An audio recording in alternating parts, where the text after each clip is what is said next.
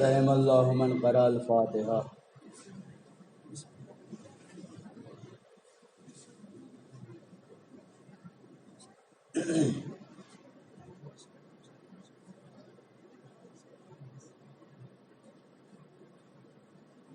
لا حول ولا قوة إلا بالله العلي العظيم.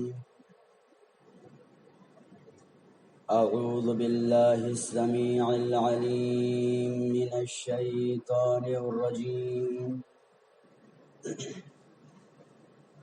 بسم الله الرحمن الرحيم. الحمد لله رب العالمين بارئ الخلائق أجمعين باعث الأنبياء والمرسلين لا سيما أفضلهم وخاتمهم أبي القاسم محمد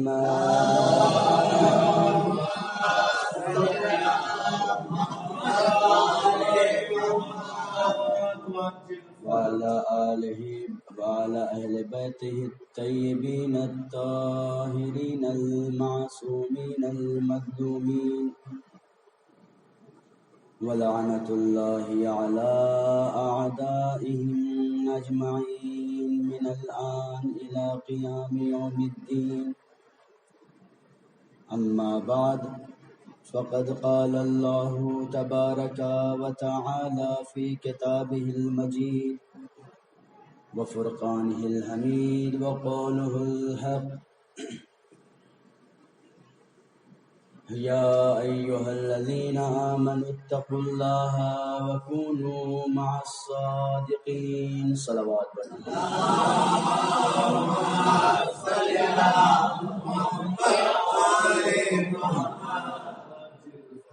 معزز سامعین، عشرہ اولا رواں دواں ہے اور آج ہم جو ہے دھیرے دھیرے چلتے چلتے 5ویں پڑاؤ پہ پہنچ چکے ہیں. بڑی ہی تیزی سے یہ محرم آیا اور بڑی ہی تیزی سے گزر رہا ہے اور بقیہ 5 دن بچے ہیں کہ پھر یہ سلسلہ ٹوٹ جائے گا ذکر حسین کا اور زہرا کا لال کربلا کے میدان میں شہید کر دیا. میرے عزیزوں، اور آج کی جو تاریخ مخصوص ہے وہ عالمہ غیر معلمہ، یعنی کہ ایسی عالمہ کہ جس کا کوئی ٹیچر نہیں تھا، کہ جس نے خود اپنے بابا سے علم حاصل کیا، اپنے بھائی سے علم حاصل کیا، ان کے 2 بیٹوں کی قربانی کو پیش کرنا. کل رات میں ہماری بات چل رہی تھی یزید بن زیاد کے رجس کے سلسلے میں کہ یزید بن زیاد کربلا کے میدان میں آنے کے بعد سے کہتے ہیں انی للحسین ناصر، میں حسین کا مددگار ہوں. ولی ابن سعد تارک و مہاجر، اور ابن سعد کو ترک کرنے والا اور اس سے ہجرت کرنے والا. میرے عزیزوں، پہلے مصرے کی میں نے توضیح اور اس سے جو نکات ہمیں ملتے ہیں، حاصل ہوتے ہیں، وہ میں نے پچھلی شب بیان کیا. اور آج جو ہے مجھے صرف اور صرف دوسرے مصرے کے اوپر بات کرنی ہے کہ انی لابن سعد تارک و مہاجر، میں ابن سعد کو ترک کرنے والا اور اس سے ہجرت کرنے والا ہوں. مہاجر یعنی ہوتا کیا ہے؟ ہجرت یعنی ہوتا کیا ہے؟ ہجرت یعنی ہوتا ہے 2 لوگوں کا آپس سے ایک دوسرے سے جدا ہو جانا، اپنی راہیں الگ کر لینا۔ عرب میں جب کوئی دو انسان ایک دوسرے کے اوپر قہر کرتے ہیں تو کہتے ہیں کہ حجرا فلان فلانن، یعنی فلاں فلاں سے الگ ہو گیا، جدا ہو گیا۔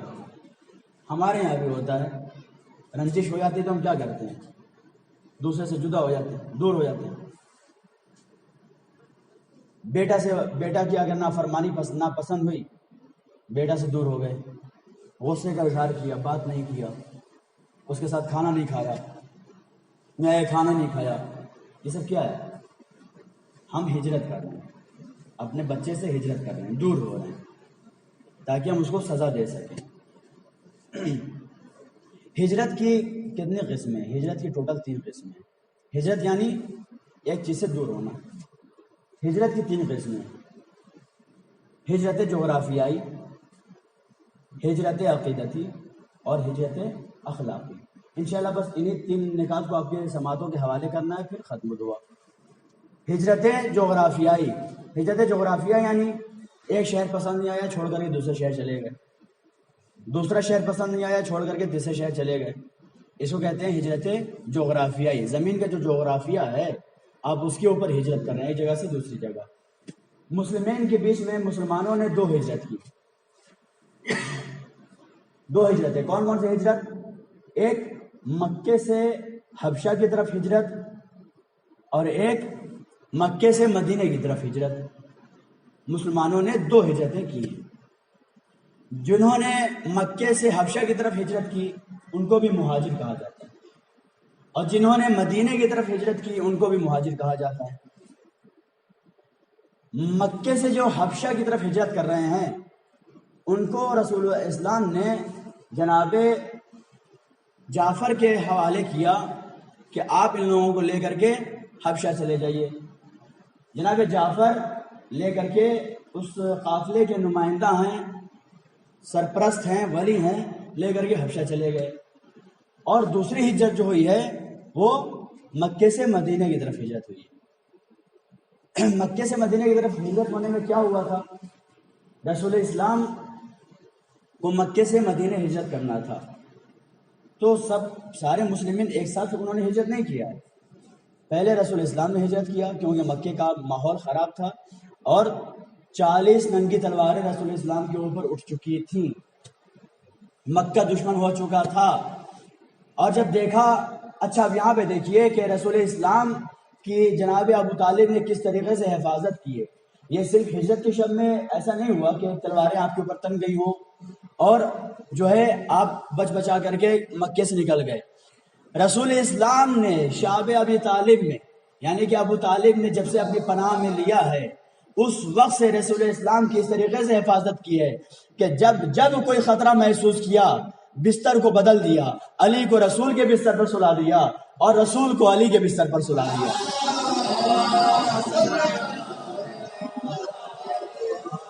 گویا کہ حضرت ابو طالب ٹریننگ دے رہے تھے کہ اے بیٹا دیکھو، جب بھی رسول کے اوپر کچھ آنچ آنے والی ہو، کوئی خطرہ آنے والا ہو، بستر بدل لینا۔ رسول اسلام ان چیزوں کو دیکھ چکے تھے۔ اب جب ہجرت کرنے کا وقت قریب آیا تو رسول اسلام مکے سے نکلنا چاہتے ہیں۔ پوری توجہ رہے عزیزو، رسول اسلام نکلنا چاہتے ہیں۔ صلوات بھیجیں محمد والے محمد۔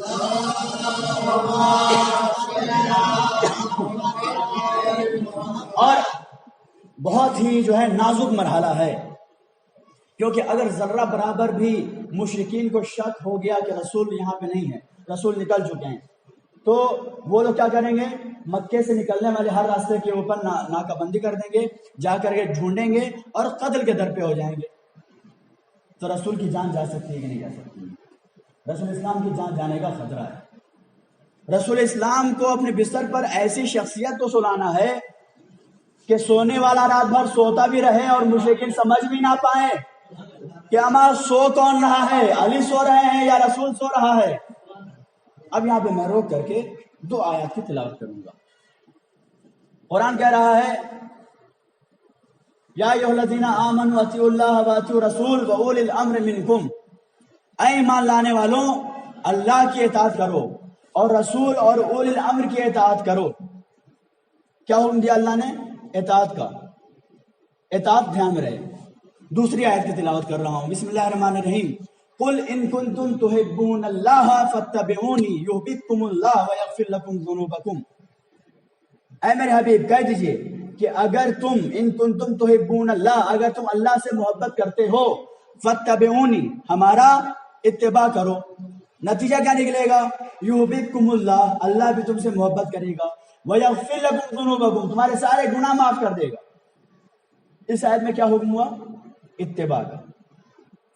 پہلی آیت میں کیا حکم ہوا تھا؟ اطاعت کا، دوسری آیت میں اتباع کا۔ اطاعت اور اتباع کہتے کسے ہیں؟ توجہ رہے میرے عزیزو، اطاعت اور اتباع کہتے کسے ہیں؟ میں آپ کو ایک مثال سے اس بات کو واضح کرنا چاہوں گا۔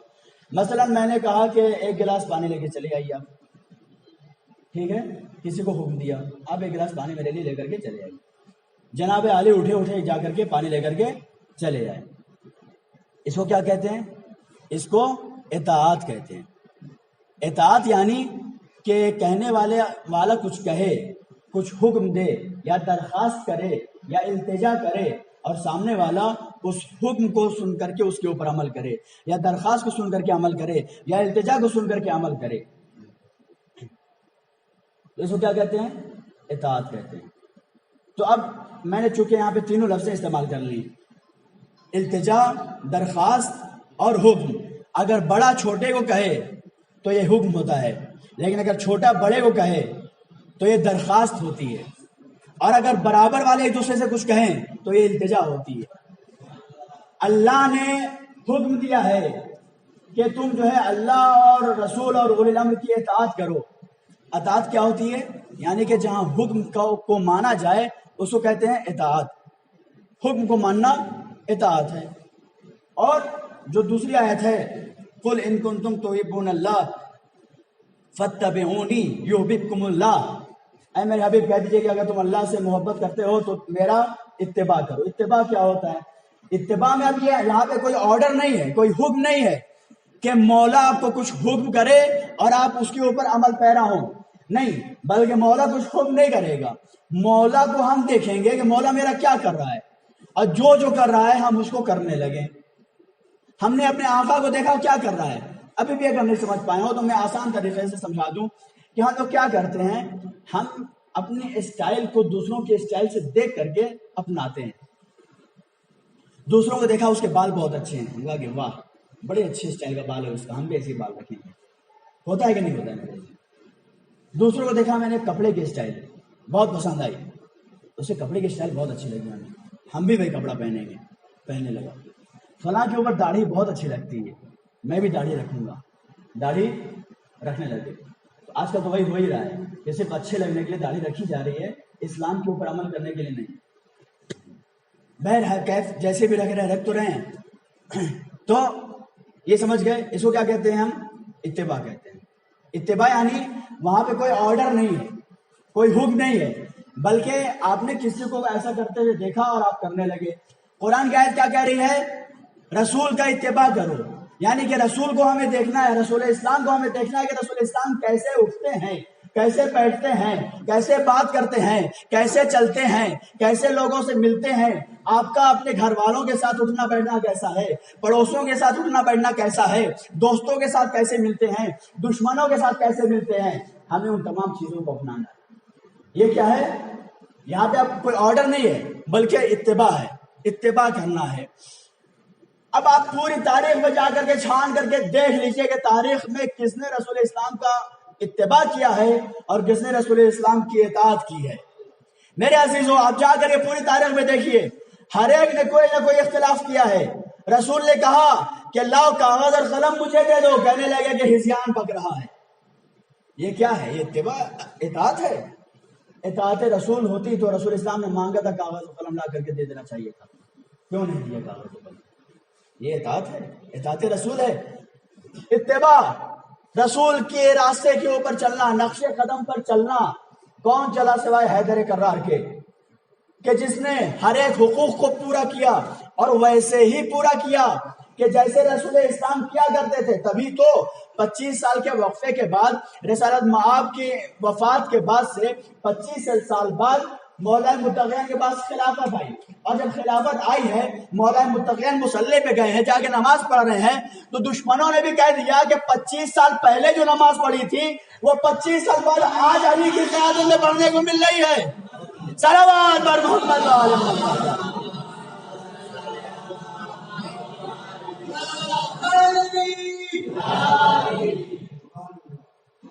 تو میرے عزیزوں یہاں پہ اطاعت ہے اور اتباع ہے، دو چیز کا حکم ہے، اطاعت اور اتباع۔ رسول کا ہمیں اطاعت بھی کرنا ہے، رسول کا اتباع بھی کرنا ہے۔ اچھا، اگر اب یہاں پہ کسی سے کہا جائے کہ جناب علی آپ کو جو ہے میری اطاعت کرنا ہے تو آپ میری اطاعت تو کرتے ہی ہیں، حکم میں جو میں دوں گا آپ کر رہیں گے، لیکن اتباع کیا ہے؟ اتباع میں آرڈر نہیں ہوتا ہے، بلکہ میں جیسے جیسے کر رہا ہوں ویسے ویسے کرتے جانا، ٹھیک ہے؟ تو انسان اگر میں کہوں گا کہ میں کیسے بات کرتا ہوں تو ہو سکتا ہے کہ آپ اتباع کر کے بتا دیں کہ آپ ایسے بات کرتے ہیں، میں مجلس کیسے پڑھتا ہوں ہو سکتا ہے کہ آپ اتباع کر کے بتا دیں کہ مولانا مجلس ایسے پڑھتے ہیں، لیکن اگر میں یہ کہوں کہ میں کیسے سوتا ہوں میرے سونے کی نقل کر کے بتاؤ تو کیا کوئی کر پائے گا؟ نہیں کر پائے گا نا۔ وہ انسان کر پائے گا کہ جس نے مجھے سوتے ہوئے دیکھا ہو۔ رسول اسلام کو سوتے ہوئے کسی نے نہیں دیکھا تھا، رسول اسلام جانتے تھے کہ اہل بیت ہی مجھے جانتے ہیں کہ میں سوتا کیسا ہوں، اسی لیے تو مولا متقین کو بلا کے کہا کہ علی آپ میرے بستر میں سو جاؤ میرے عزیزو، کیونکہ پتا تھا۔ اچھا، اب اگر میں کہوں کہ سونے میں میرا اتباع کرنا ہے، میری نقل کرنا ہے، تو اگر کوئی بھی انسان اگر میرا سونے میں اتباع کرے گا تو اتباع کب کرے گا؟ میں تو سویا تھا، اس نے مجھے سوتا ہوا دیکھا، لیکن اب جب وہ میری نقل کرے گا تو وہ سوتے میں نقل نہیں کر پائے گا۔ توجہ ہے؟ وہ سوتے میں نقل نہیں کر پائے گا، وہ جاگتا رہے گا تبھی تو عقل کام کرے گی، اور جاگتے میں میری نقل کرے گا کہ میں کبھی ایسے سوتا ہوں، کبھی بائیں کروٹ سوتا ہوں، کبھی چست سوتا ہوں، ہے نا؟ کوئی سوتے میں، اگر کوئی انسان سوتے میں نقل کرنا چاہے میری نقل نہیں کر پائے گا، اتباع نہیں کر پائے گا، یعنی کہ وہ جاگ رہا ہے۔ اب آئیے بستر رسالت مآب کے اوپر رسول اسلام نے کہا کہ اے علی میرے بستر پر سو جاؤ، مولا متقین نے کچھ نہیں پوچھا، صرف اتنا پوچھا یا رسول اللہ یہ بتائیے کہ کیا میرے سونے سے آپ کی جان بچ جائے گی؟ رسول اسلام نے کہا کہ ہاں حیدر کرار، اے علی تمہارے سونے سے میری جان بچ جائے گی، اور کل کو تم جو ہے تمام قافلے کو لے کر کے مدینے کی طرف چلے آنا۔ جب مولا متقین نے اتنا سنا تو اب آپ مطمئن ہو گئے کہ کوئی طاقت نہیں ہے کہ جو حیدر کرار کو قتل کر سکے، کیونکہ رسول کہہ چکے ہیں کہ کل تم کو آنا ہے قافلے کو لے کر کے مدینہ۔ اللہ اکبر، یہ ہے اعتماد، یہ ہے بھروسہ میرے عزیزو۔ اور مولا متقین سو گئے، کیسے سوئے؟ وہاں پہ جاگ کر کے نقل نہیں کر رہے تھے، مولا متقین سوئے اور سونے میں اطاعت بھی کی، اتباع بھی کیا، اور کس شان سے اتباع کیا کہ رات بھر سوتے رہے اور دشمن پریشان رہے کہ حیدر کرار سو رہے ہیں یا رسول اللہ سو رہے ہیں۔ جب صبح کو علی نے چادر کو پلٹا، کائنات نے دیکھا یہ تو حیدر کرار ہے، اور حیدر کرار کیا کہہ رہے ہیں کہ آج بستر رسالت پر علی کو جیسے نیند آئی، علی زندگی بھر نہیں سویا۔ صلوات بر محمد۔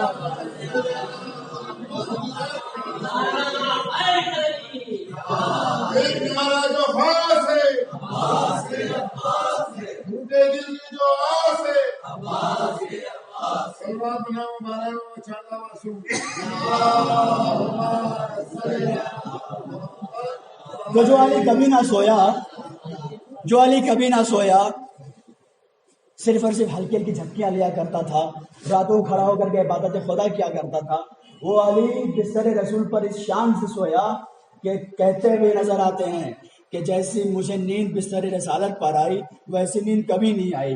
اور سوتے میں تو عقل زائل ہو جایا کرتی ہے، عقل چلی جایا کرتی ہے، عقل کا دخل نہیں ہوتا ہے۔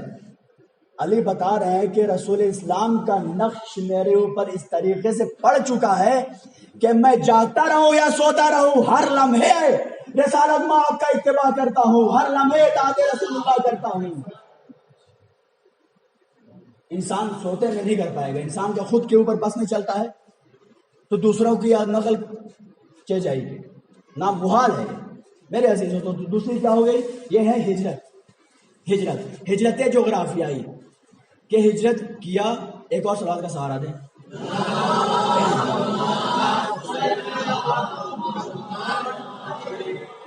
اسے کہتے ہیں ہجرت جغرافیہ، یعنی ایک زمین کو چھوڑ کر کے دوسری زمین پہ جا کر کے بس جانا۔ مسلمانوں نے 2 ہجرت کی۔ دوسری قسم کیا ہے ہجرت کی؟ ہجرت عقیدتی۔ اگر انسان کو پتہ چل جائے کہ میرا عقیدہ باطل ہے تو اس عقیدے کو چھوڑ دے اور آ کر کے نیا عقیدہ اپنا لے، جس عقیدے کے اوپر اس کو یقین ہو۔ آپ لوگ سب جانتے ہیں کہ ابو جہل کون تھا؟ ابو جہل دشمن رسول تھا اور اسلام کا دشمن تھا، لیکن اس کا بیٹا اکرمہ نام تھا اس کا، 21 سال تک جو ہے وہ اپنے باپ کے دین پر رہا۔ 21 سال بعد اٹھنے کے بعد سے رسول اسلام کے پاس آیا اور آ کر کے اس نے توبہ کی، کہا یا رسول اللہ مجھے بھی اسلام سے شرف یاب کیجیے۔ رسول اسلام نے کہا کہ برکت ہو اللہ کی تجھ پر کہ تو نے ہجرت کی ہے۔ یعنی کہ رسول اسلام بتانا چاہ رہے ہیں کہ اگر کوئی انسان سمجھ جائے کہ اگر اس کا دین باطل ہے تو اپنے باطل دین کو چھوڑ کر کے تو جو اسلام قبول کرنے کے لیے چلا آیا ہے، اس لیے جو تو نے ہجرت کی ہے اور اللہ کی تجھ پر برکت ہو۔ ایک یہ نمونہ ہو گیا، اکرمہ نے ہجرت کی۔ دوسرا نمونہ آپ کو سناتا ہوں میں ہجرت کا، کہ ہجرت کرنے والوں نے اسلام میں ہجرت کی ہے، عقیدہ باطل تھا اس کو چھوڑا ہے۔ یزید کو تو پہچانتے ہیں نا، سب پہچانتے ہیں، کون نہیں جانتے؟ کوئی ایسا ہے فرق کہ جو یزید کو نہ جانتا ہو؟ سب جانتے ہیں۔ یزید کا بیٹا معاویہ اس کا نام تھا، اس کو معاویہ صغیر کہتے تھے، کیونکہ یزید کے باپ کا نام کیا ہے؟ معاویہ، اور یزید نے اپنے بیٹے کا بھی نام اپنے باپ کے نام پہ معاویہ رکھا، تو اس کو کیا کہتے ہیں؟ معاویہ صغیر، چھوٹا معاویہ۔ یزید کے واصل جہنم ہونے کے بعد معاویہ صغیر تخت خلافت پر بیٹھا، کچھ دن تک بیٹھا صرف، اور بیٹھنے کے بعد سے اس نے مشکل سے 15 سے 20 دن بعد آ کر کے ایک دن سب لوگوں کو دعوت دیتا ہے کہ سب لوگ آؤ۔ سب لوگ آئے، ممبر پہ گیا، ممبر پہ جانے کے بعد سے خطبہ دیا، خطبہ دینے کے بعد سے برجستہ کہتا ہے کہ یہ خلافت، جس خلافت کے اوپر میں بیٹھا ہوا ہوں، یہ میرے باپ اور دادا نے غصب کیا ہوا ہے، اس پہ ہمارا حق نہیں تھا، ہم غاصب خلافت ہیں، ہم اس کے حقدار نہیں ہیں۔ میرے عزیزوں، آپ کو کربلا کا واقعہ یاد ہے؟ کربلا میں مولا امام حسین علیہ السلام کا فرمان یاد ہے؟ مولا حسین علیہ السلام جب مدینے سے نکل رہے تھے تو انہوں نے ولید کے دربار سے جب نکل کر کے آئے ہیں، دوسرے صبح ان کی جو ملاقات ہوئی ہے مروان سے، تو آپ نے کیا فرمایا تھا کہ رسول اسلام نے فرمایا ہے الخلافت محرمۃ علی آل ابی سفیان، آل ابی سفیان کے اوپر خلافت حرام ہے، اور یہ خلافت کی حرمت یزید نہیں سمجھ سکا، لیکن یزید کے بیٹے نے آ کر کے قول حسین کو، قول رسول اللہ کو سچا ثابت کر دیا، آ کر کے منبر پہ کہا کہ خلافت کے اوپر ہمارا حق نہیں ہے، ہم خلافت کے غاصب ہیں، میرا باپ غاصب تھا، میرا دادا غاصب تھا۔ پردے کے پیچھے اس کی ماں کھڑی تھی، اس نے کہا کہ اے کاش کہ تو جو ہے پیدا ہونے کے پہلے ساقط ہو گیا ہوتا، پیدا ہونے کے پہلے مس کیریج ہو گیا ہوتا، نہ تو پیدا ہوتا اور نہ ہی بنی امیہ کے لیے ننگوہار کا سبب بنتا، بنی امیہ کی رسوائی کا سبب بنتا۔ معاویہ صغیر نے بہت ہی اچھا جواب دیا، اے اماں جان، اے کاش کہ ایسا ہوا ہوتا، میں برباد ہو گیا ہوتا، میں دنیا ہی میں نہیں آیا ہوا ہوتا، کم از کم لوگ مجھے یزید کا بیٹا تو نہیں کہتے، کم سے کم لوگ مجھے یزید کا بیٹا تو نہیں کہتے۔ صلوات پر محمد و آل محمد۔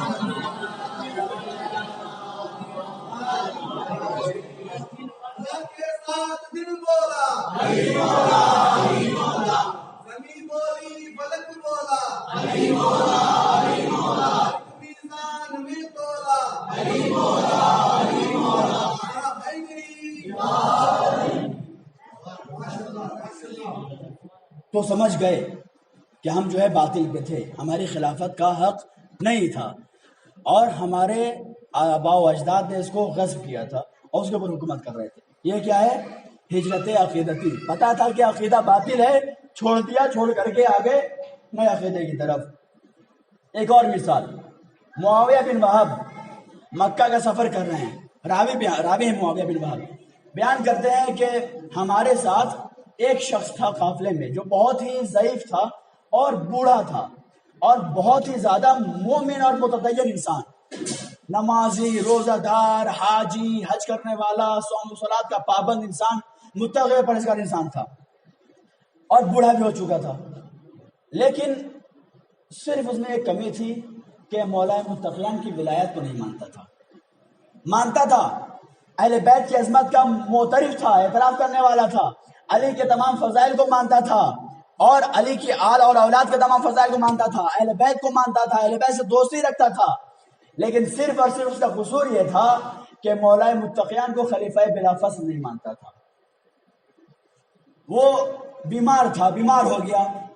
اس کا بھتیجا جو شیعہ تھا، شیعہ اتنا اشعری تھا، وہ آتا ہے پاس میں، اور آنے کے بعد سے کہتا ہے چچا جان، رسول اسلام نے اپنا جانشین معین کیا ہے، اور وہ رسول اسلام کے جانشین مولا متقیان امیر المومنین تھے، اور آج کے زمانے میں ہمارے چھٹے امام امام جعفر صادق علیہ السلام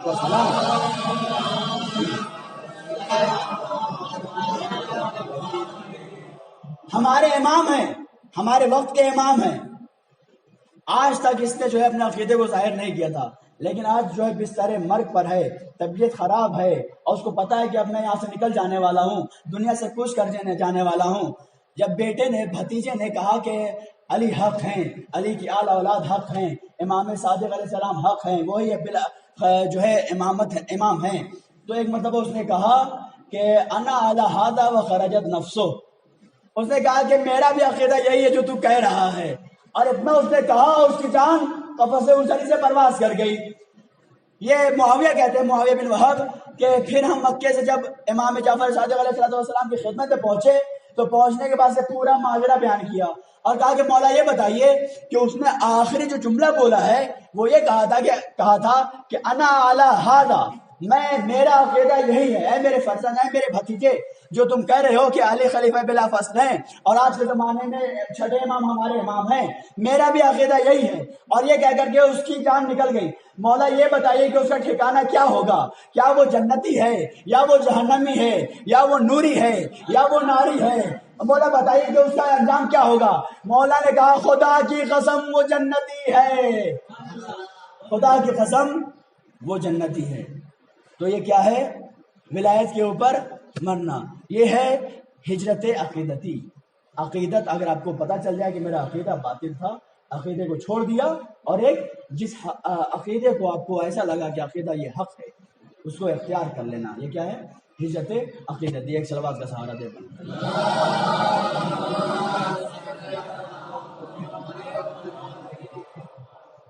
اور تیسری قسم ہے ہجرت اخلاقی، یعنی کہ اگر انسان کو پتہ چل جائے کہ اس کے کچھ برائیاں اس کے اندر پائی جاتی ہیں تو انسان اگر ان برائیوں کو چھوڑ دے تو یہ کیا ہے؟ ہجرت اخلاقی. آپ کو پتہ ہے کہ ہارون الرشید بہت ہی بڑا ظالم اور جابر بادشاہ تھا تاریخ میں. ہارون الرشید بہت ظالم و جابر، لیکن اس کا بیٹا کمال کا بیٹا تھا.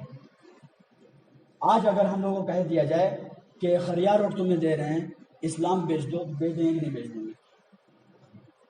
چھوڑ دیجیے، آپ رائے پور چھوڑ دیجیے، پورا اڑیسہ چھوڑ دیجیے، صرف خریار روڈ اگر کہا جائے گا ہم آپ کو خریار روڈ دے رہے ہیں، ہم اپنا دین بیچ دیں گے کہ نہیں بیچ دیں گے؟ ہارون الرشید کا بیٹا، ہارون الرشید کے بیٹے نے سمجھ لیا، جیسے یزید کے بیٹے معاویہ نے سمجھ لیا کہ میرے باپ دادا غلط تھے، اسی طریقے سے اس نے بھی سمجھ لیا کہ میرا باپ غلط ہے، میرے باپا جو ہے کرپشن سے بھرا ہوا ہے، اس میں ظلم پایا جاتا ہے، ظالم ہے، جابر ہے. اس نے کیا سوچا کہ میں اپنے اخلاق کو ایسا اخلاق نہیں بناؤں گا، ایک ایسے انسان کے ساتھ نہیں رہ سکتا ہوں، اور ایک دم سادہ زندگی گزارنے لگا. لباس میں پیوند، ایک ٹائم کی روٹی، اور کوئی اچھا سا نہ گھر، نہ اچھا کپڑا، نہ اچھا کھانا. اب لوگوں نے مذاق اڑانا شروع کیا کہ تیرے بیٹے کو دیکھ، تیرے بیٹے کی حالت کیا ہو رہی ہے اور کیسا بنا رہتا ہے، تیرے لیے باعث رسوائی ہے، باعث ذلت ہے. تو اس نے کہا کہ ہاں میں بھی دیکھ رہا ہوں، لیکن میں کروں کیا، مجھے سمجھ میں نہیں آ رہا ہے کہ اس کو ہو کیا گیا ہے. لوگوں نے مشورہ دیا کہ شاید اس کو جو ہے حکومت کی لالچ ہے، حکومت کی خواہش ہے، اور وہ تجھ سے ڈر رہا ہے، تجھ سے بول نہیں پا رہا ہے، لیکن اس کو حکومت کی خواہش ہے. ایک کام کر، تو اس کو جو ہے کوئی حکومت دے دے، شاید کہ وہ حکومت لے کر کے خوش ہو جائے. ہارون الرشید نے بلانے کے بعد کہا کہ بیٹا یہ لے مصر کی حکومت، میں مصر کی حکومت تجھے دے رہا ہوں، جا کر کے وہاں پہ تجھے جیسی زندگی گزارنا ہے گزار بیٹا، مگر تو وہاں سے جا کر کے جیسا اچھے سے اچھا کپڑا پہننا ہے پہن، اچھے سے اچھے محل میں رہنا ہے محل میں رہ، اچھے سے اچھا کھانا کھانا ہے وہاں جا کر کھانا کھا. اس نے کہا کہ اے بابا جان آپ سمجھے ہی تو غلط، آپ سمجھے ہی غلط، اما مجھے خواہش دنیا تھی ہی کب، میں تو دنیا سے منہ موڑ چکا ہوں، مجھے ایسی دولت کی ضرورت نہیں کہ جو ظلم کے ذریعے سے کمائی جائے، مجھے ایسی حکومت کی ضرورت نہیں کہ جو کسی محتاج کے اوپر غریب کے اوپر ظلم کر کے حاصل کیا جائے، مجھے تمہاری حکومت کی ضرورت نہیں ہے، مجھے اللہ سے خوف ہے، مجھے اللہ کا ڈر ہے، مجھے اللہ کی حکومت میں جینے دو، مجھے اپنی حکومت میں جینے کے اوپر مجبور نہ کرو۔ یہ کہہ کر کے اس کا بیٹا یہاں سے چلا، بصرہ کیا، اور بصرہ جانے کے بعد سے کیسے زندگی گزارا، وہاں جا کر کے مزدوری کر رہا ہے، مزدوری کر رہا ہے، ایک بادشاہ کا بیٹا مزدوری کر کے جو ہے اپنے پیٹ کو پال رہا ہے اور اپنے فیملی کو چلا رہا ہے۔ صلوات پر محمد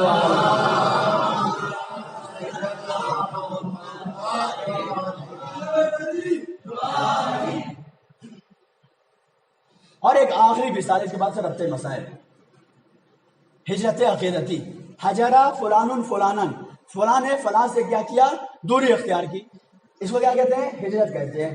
بیزاری اختیار کرنا، بیزاری کا اظہار کرنے سے کیا کہتے ہیں؟ ہجرت کرتے ہیں۔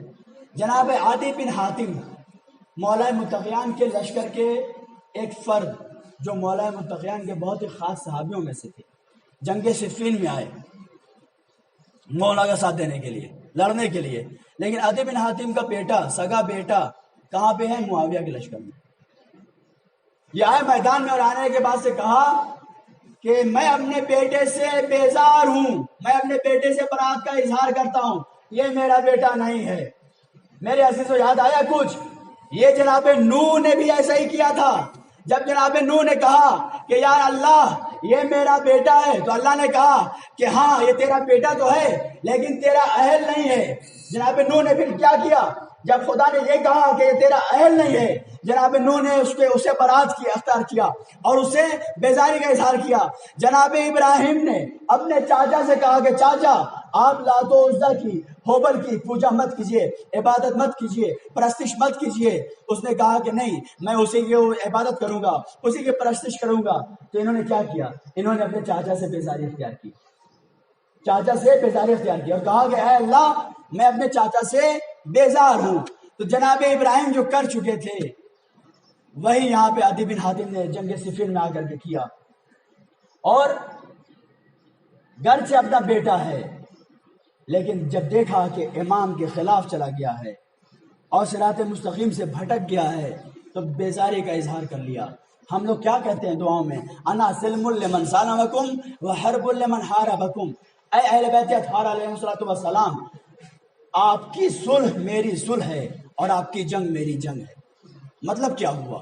مطلب یہ ہوا کہ اے اہل بیت اطہار، جس طریقے سے کربلا کے میدان میں اصحاب امام حسین علیہ السلام نے جہاں آپ نے صلح کی وہاں آپ نے صلح کی، جہاں آپ نے جنگ کی وہاں آپ نے جنگ کی، اسی طریقے سے ہم بھی یہ اقرار کرتے ہیں، یہ وعدہ کرتے ہیں، یہ دعا کرتے ہیں کہ اے مولا ہم آپ کی صلح جہاں ہوگی وہاں ہم صلح کریں گے، جہاں آپ کی جنگ ہوگی وہاں ہم آپ کے ساتھ مل کر کے دشمنوں سے جنگ کریں گے۔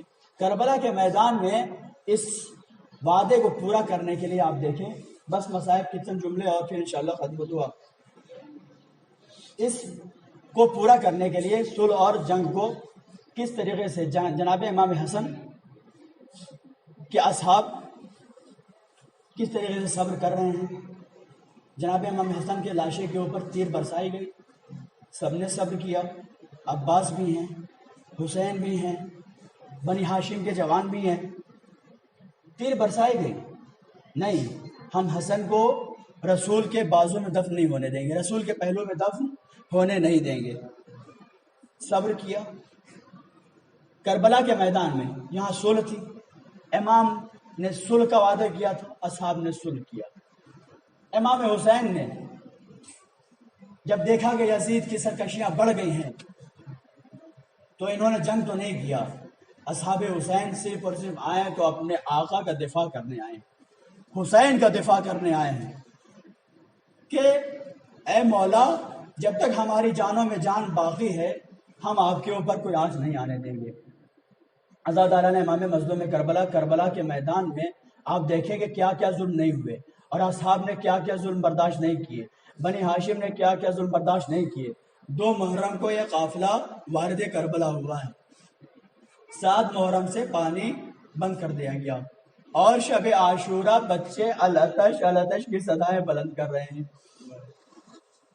پیاس لگی ہے، مجھے پانی چاہیے۔ چھوٹے چھوٹے بچے 3 سال کے 4 سال کے بچے کہہ رہے ہیں کہ مجھے پیاس لگی ہے، مجھے پانی چاہیے، لیکن پانی لانے والا میرے عزیزو پانی کے اوپر قبضہ ہے، پانی کے اوپر یزید کے فوج والے قابض ہے۔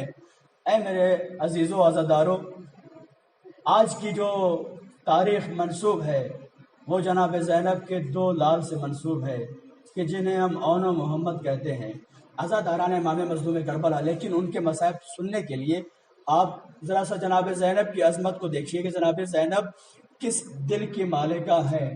جناب زینب اپنے بھائی کی محبت میں مدینے کو الوداع کہتی ہیں۔ سب سے پہلے قربانی اپنے بچوں سے دوری اختیار کرنا، اپنے شوہر سے، اپنے خاوند سے دوری اختیار کرنا۔ کس لیے اختیار کر رہی ہیں؟ اپنے بھائی کی حفاظت کے لیے۔ اپنے بھائی سے اتنا محبت کرتی ہے کہ مدینہ چھوڑ رہی ہے۔ چھوڑنے کے بعد سے مکہ گئی، مکہ سے پھر امام حسین نکلے، کوفہ کے راستے میں جناب عبداللہ اون و محمد کو لے کر کے آتے ہیں، جناب زینب کے سپرد کرتے ہیں۔ جناب زینب ماں ہے، اپنے بچوں کو دیکھنے کا حق بنتا ہے کہ نہیں بنتا ہے عزیزو؟ آپ خود سوچئے، اپنے بچوں کو حق بنتا ہے کہ نہیں بنتا ہے کہ اپنے بچوں کو دیکھیں؟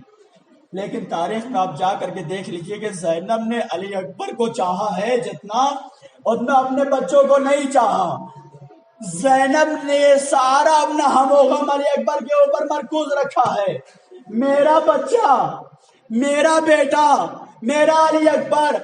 عزاداران امام مظلوم کربلا، جب تک جناب علی اکبر علیہ السلام باحیات تھے، زینب نے اپنے بچوں کو پوچھا بھی نہیں کہ میرے بچے کس حال میں ہیں۔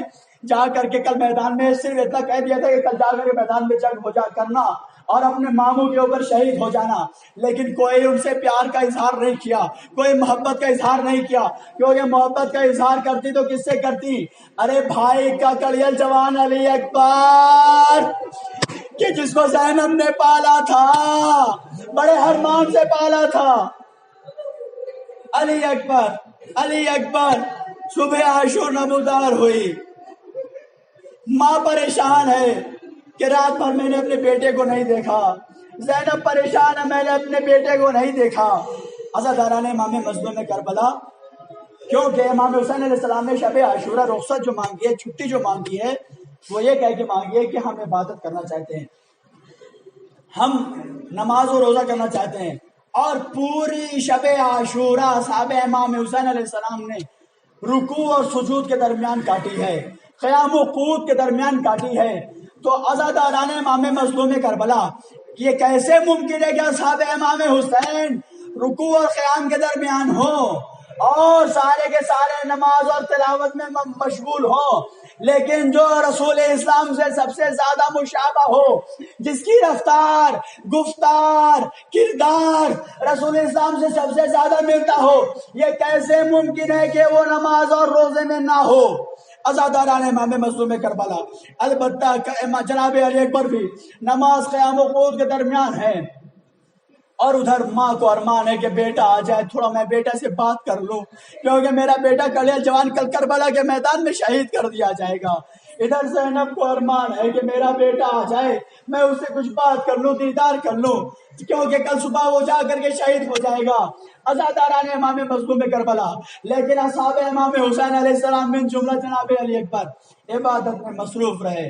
امام حسین سمجھتے ہیں کہ علی اکبر وہ ذات کا نام ہے کہ جس کو دیکھنے کے لیے اس کی پھوپھی زینب پریشان ہوگی، اس کی ماں لیلا پریشان ہوگی۔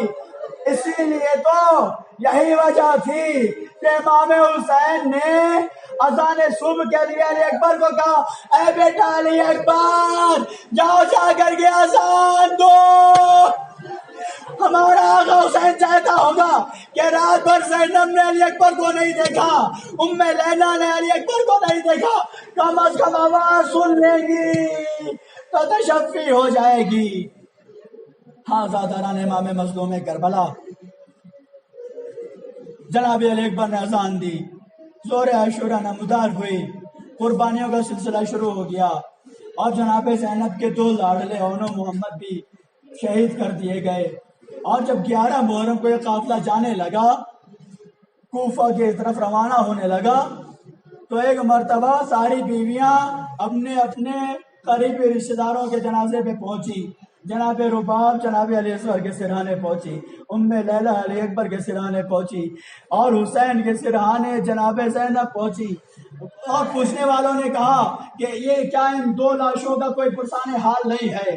زینب نے کہا کہ اے کہنے والے ایسا نہ کہے، ارے ان دونوں میت کی زینب نگہبان ہے، یہ میرے بچے ہیں۔ ارے تو انصاف سے بتا کہ زینب اپنے بھائی کا ماتم کرے یا اپنے دو بچوں کا ماتم کرے؟ عزاداران امام مظلوم کربلا، یہ لٹا ہوا قافلہ 11 محرم کو جو نکلا ہے تو یہ کوفہ گیا، کوفہ سے شام گیا، شام سے پھر جو ہے کربلا آیا ہے، اور کربلا میں 40 کیا، 40 کرنے کے بعد سے یہ قافلہ گیا ہے مدینہ کے لیے، مدینہ کے لیے روانہ ہوا ہے۔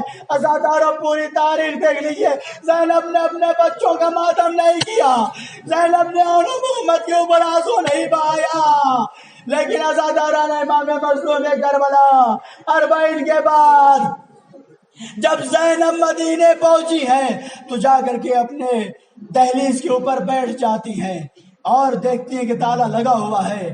جناب عبداللہ گئے ہوئے ہیں، دہلیز پہ بیٹھ جاتی ہیں۔ جناب عبداللہ آتے ہیں اور آنے کے بعد سے دیکھتے ہیں کہ کوئی ضعیفہ ہے کہ جو ہماری چوکھٹ پر بیٹھی ہوئی ہے، کوئی ضعیفہ ہے جو ہماری چوکھٹ پر بیٹھی ہوئی ہے۔ عبداللہ کہتے ہیں کہ اے ضعیفہ، کیا تجھے پتا نہیں ہے کہ غیروں کی چوکھٹ پہ نہیں بیٹھا کرتے؟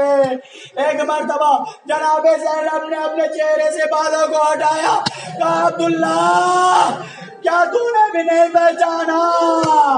ارے میں زینب ہوں۔ عزاداران امام مظلوم کربلا، جناب زینب خیمے کے اندر، گھر کے اندر داخل ہوتی ہیں، گھر کے اندر جاتی ہیں۔ جس زینب نے اپنے اولو محمد کو کوفہ و شام میں گریہ نہ کیا، جس زینب نے اولو محمد کے اوپر آنسو نہیں بہائے، جب وہ گھر میں داخل ہوئی، اولو محمد کے حجرے میں گئی، جا کے 2 چھوٹے چھوٹے بستر دیکھا، زینب نے اپنے آپ کو ان بستروں کے اوپر گرا دیا، کہا اے اولو محمد اپنی ماں زینب کو معاف کرنا، بیٹا زینب تمہارا ماتم نہ کر سکی، زینب بہت مجبور تھی، ارے اپنے بھائی کا ماتم کرتی یا تم دونوں کا ماتم کرتی۔ سیارم الذین ظلموا ای منقلب ینقلبون الی لعنۃ اللہ علی القوم الظالمین۔